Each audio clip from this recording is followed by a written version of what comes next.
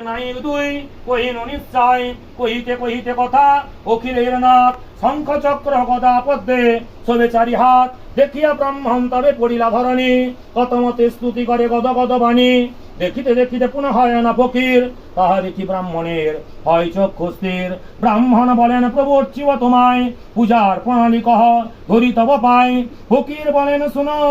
শুনো বিপ্রবর যে মতে করিবে পূজা কই অতঃপর গোধূম শ্বাসের করিবে গুণা ধূপারি সোয়া গন্ডা পান ব্রহ্মা ছড়া শতকরা সোয়াশির বা ইক্ষু গুড় দিবে ক্ষীর কিংবা দুধ সাহা ভক্তিতে অর্চিবে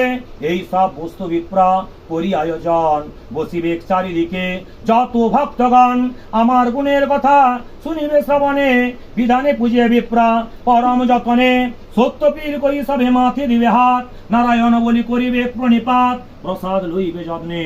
এই তো বিধান এত কহি নারায়ণ হন অন্তর্ধান শুনি ভাবে গদ গদ বিপ্রা পুলকিত ভ্রমিতে ভ্রমিতে গৃহে হন উপনীত ব্রাহ্মণী শুনিয়া হন হর্ষে নিমগন সিন্নি আদি করিলেন যত আয়োজন কতকালে সাজাইয়া সাতখানি তরি জামাতা লইয়া সাধু যাই তোরা করি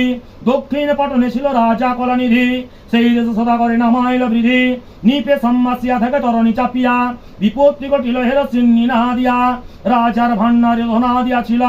নিশি মধ্যে সাধুর নৌকায় পূর্ণ হইল চর মুখে শুনিরা ধরিয়া লইল জামাতা শ্বশুরে লয়ে তারাই পুরিল রাজা দেশে কোটাল মাসনে লয়ে যায় মন্ত্রী অনুরোধে তারা তো এ প্রাণ পায় কারাগারে বন্দি তারা থাকে দুইজন কি কই দুঃখের কথা না হয় বর্ণন এখানে সাধুর ভাজ্যা আত্মার সুতা অতি বিলম্ব হেরি চিত্তে দুঃখ জুতা সর্বস্ব হইল নষ্ট পড়িল দুঃখেতে দাসিত্ব করিয়া রহে পরের গৃহেতে একদিন সাধু সুতা বেড়াইতে গিয়া আনন্দিত বিপ্রহরে সিন্নি দেখিয়া বিশেষ জানিয়া তথ্য